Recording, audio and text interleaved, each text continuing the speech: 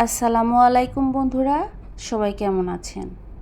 আজকে রান্না করেছি চিকেন বিরিয়ানি। এই রান্নাটা খুব একটা কঠিন না, আর আমরা প্রায় এটা রান্না করে খাই। তো দেখেন আমি যেভাবে রান্না করি, খুব কম মশলা দিয়ে।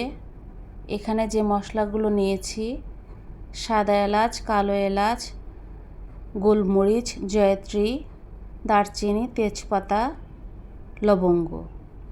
এই তো আমার সাধারণ মশলা। পোলাওয়ের চাল আমি ধুয়ে কিছুক্ষণ ভিজিয়ে রেখেছি, চালগুলো ঝরিয়ে নিয়েছি, আর এর সাথেও আমি কিছু গরম মশলা দিয়েছি। এই তো। আর কাঁচামরিচ আমি থেতলে নিয়েছি। কাঁচামরিচগুলো আমি হামানে দিয়ে এই তো ভালোভাবে থেতলে নিয়েছি, দেখতেই পাচ্ছেন, যাতে বিরিয়ানিটা ঝাল হয়। তো দেখতেই পাচ্ছেন, এখন আমি প্যানে তেল দিয়েছি, দিয়ে দেব পেঁয়াজ। পেঁয়াজগুলো আমি ব্রাউন করে ভেজে নেব, এতে বিরিয়ানির কালারটা ভালো আসবে। কাঁচামরিচগুলো দিয়ে দিলাম, এর ভিতরে আমি গরম মশলাগুলো দিয়েছি। আদা রসুন দিয়ে দিলাম 2 চামচ। 2 চামচ দিয়ে দিলাম জিরা।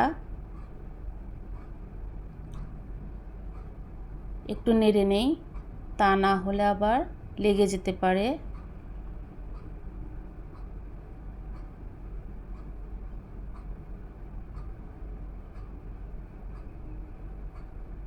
এরপর আমি 1 চামচ ধনিয়ার গুঁড়া দিয়ে দিলাম।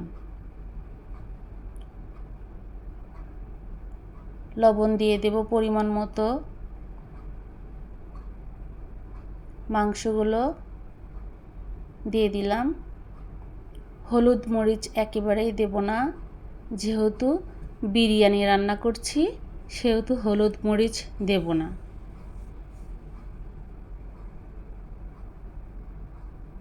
মাংসগুলো নেড়ে চেড়ে সামান্য একটু পানি দিয়ে রান্না করে নেব।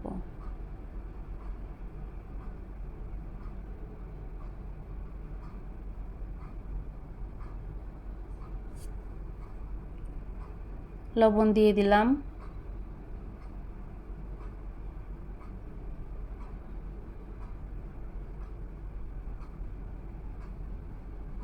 আবার একটু নেড়ে চেড়ে নিচ্ছি।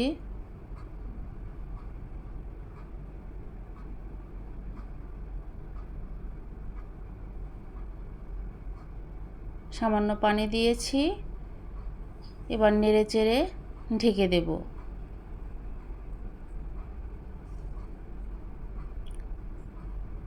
এই মাংসটা রান্না হতে খুব একটা সময় লাগবে না।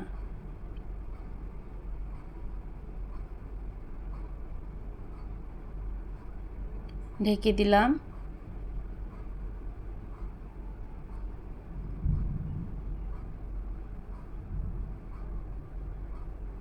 আবার একটু নেড়ে দেই। আমি বিরিয়ানি একটু ঝাল পছন্দ করি, এজন্য আমি অনেকগুলো কাঁচামরিচ থেতলে দিয়েছি। কেটে কেটে দিলে আবার একটু দেখা যায়, এজন্য আমি একদম হামানে এগুলো থেতলে দিয়েছিলাম। মাংসগুলো আমি তুলে নিয়েছি। এবার ওই প্যানে আমি চালগুলো দিয়ে ভালোভাবে ভেজে নেব।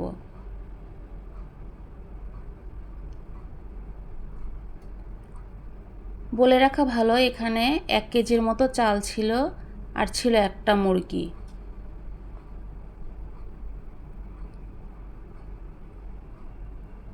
চালগুলো আমি ভালো করে ভেজে নেব। এবারও আমি সামান্য লবণ দেব, কিন্তু বুঝে শুনে দিতে হবে, যেহেতু মাংসে লবণ আছে সেহেতু বুঝে শুনে দিতে হবে। টেস্ট করেই অবশ্য দেব। চাল ভাজা হয়ে গেছে, এবার দিয়ে দেব পানি। যেহেতু এখানে 4 কাপ চাল ছিল, সেই হিসাবে এখানে 8 কাপ পানি দেওয়ার কথা, কিন্তু আমি 7 কাপের মতো পানি দিয়েছি, কারণ মাংসে পানি ছিল। এবার ভালোভাবে নেড়েচেড়ে ঢেকে দেব।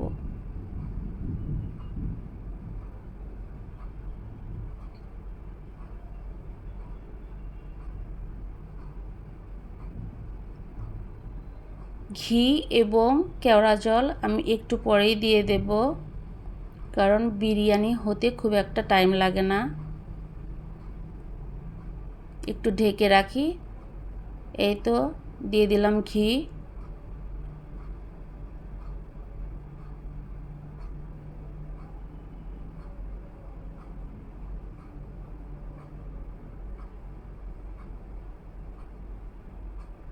আর দিয়ে দিলাম কেওড়া জল।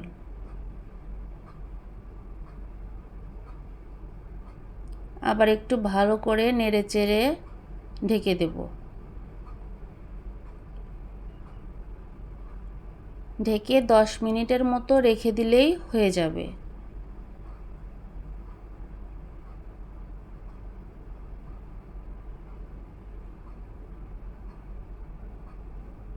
লবণটা আমি টেস্ট করে নিয়েছি, ঠিকঠাকই আছে।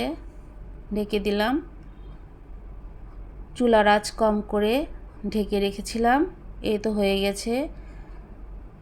আমি আবার একটু নেড়েচেড়ে আবার 10 মিনিটের মতো দমে রেখে দেব। এতে চালগুলো খুবই সুসিদ্ধ হবে। আবার আমি একটু ঢেকে দেব।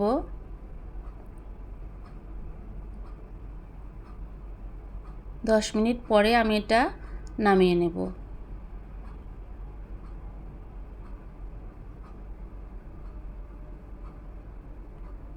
এই তো দেখতেই পাচ্ছেন বিরিয়ানিটা কিন্তু অনেক ঝরঝরে হয়েছে। আমি একটু সাজিয়ে নিয়েছি। এই তো বিরিয়ানির ফাইনাল লুক। আপনারা জানাবেন বন্ধুরা কেমন হয়েছে। সবাই ভালো থাকবেন।